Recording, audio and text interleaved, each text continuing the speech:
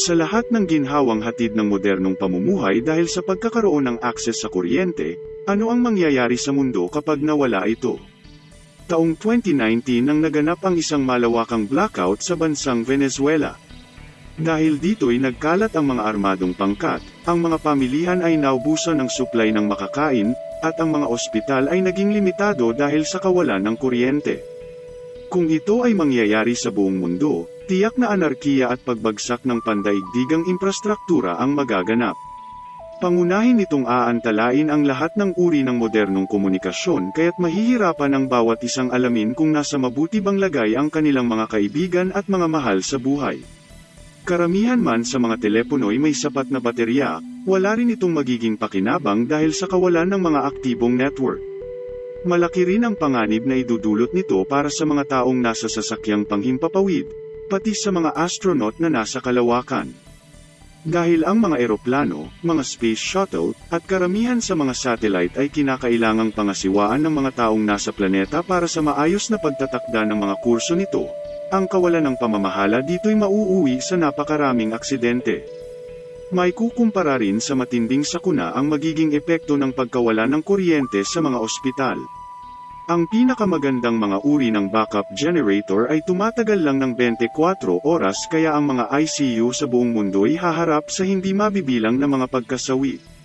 Maraming kagamitan sa ospital ang hindi na mapapakinabangan kaya't iba't ibang pamamaraan na ang gagawin ng mga doktor para maligtas ang mga pasyente ngunit hindi magtatagal ay kakailanganin na nilang gumawa ng napakahirap na mga desisyon patungkol sa buhay ng mga ito. Sa pagbigay naman ng mga power plant sa buong mundo, ito man ay pinapatakbo ng uling, natural na mga gas, o sistemang nuclear, posibleng umabot ng ilang mga araw o linggo kung susubukang patakbuhin uli ang mga ito. Ngunit bago pa man ito matapos ay bibigay na rin ang mga cooling system ng mga nuclear reactor na siyang mauuwi sa malawakang mga meltdown. Magkaroon man ng mga inisyatibang ayusin ang power grid ng buong Europa, maswerte na kung maibalik ito sa loob lang ng ilang linggo at makapagpamahagi uli ng enerhiya sa higit 24 na mga bansa at higit sa 400 milyong mga residente. Hindi pa dito kasama ang magiging epekto sa palitan ng dolyar, at ito'y kung hindi pa tuluyang bumabagsak ang pandaigdigang ekonomiya.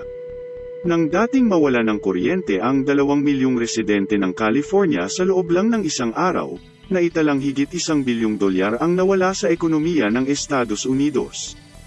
Kung buong mundo ang makakaranas nito kasama pa ang pagsasara ng mga institusyong pinansyal, sigurado ang magiging pagbagsak ng ekonomiya na magreresulta sa kawalan ng halaga ng mga natitirang pisikal na perang hinahawakan ng mga tao.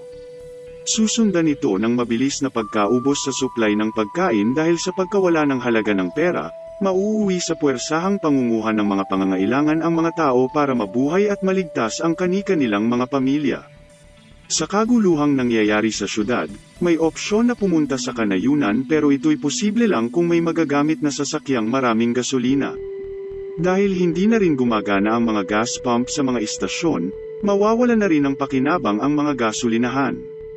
Magiging delikado rin ang paggamit ng mga sasakyan dahil sa kawalan ng mga stoplight, kaguluhan sa kalsada, at anarkiya sa buong lipunan.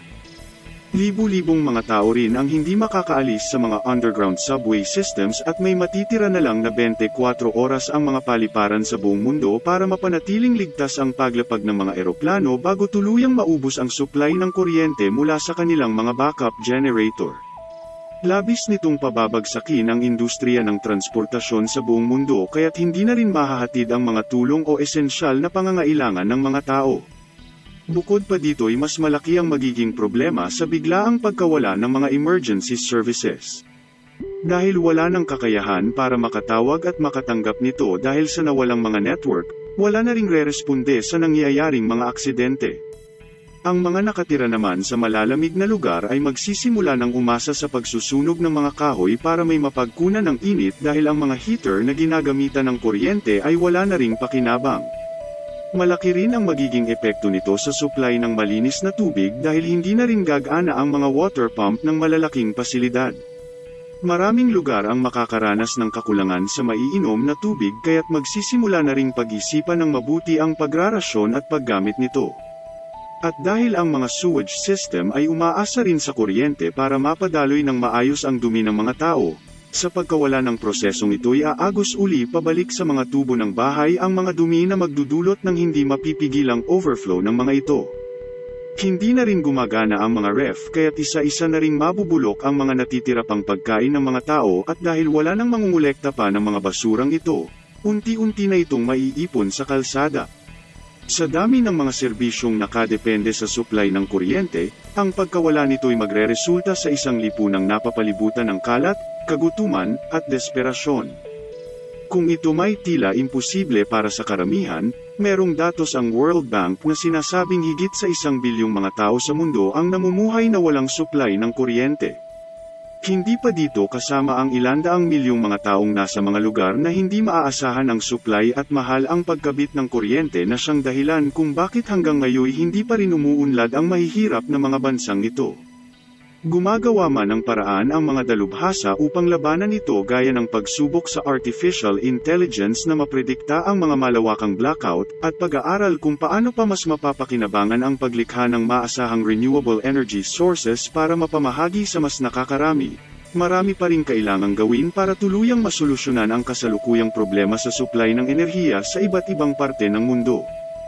Sa sobrang halaga ng kuryente ay napakahirap isipin ang pamumuhay nang wala ito at ngayong maaring humarap ang sangkatauhan sa krisis ng tuluyan nitong pagkawala.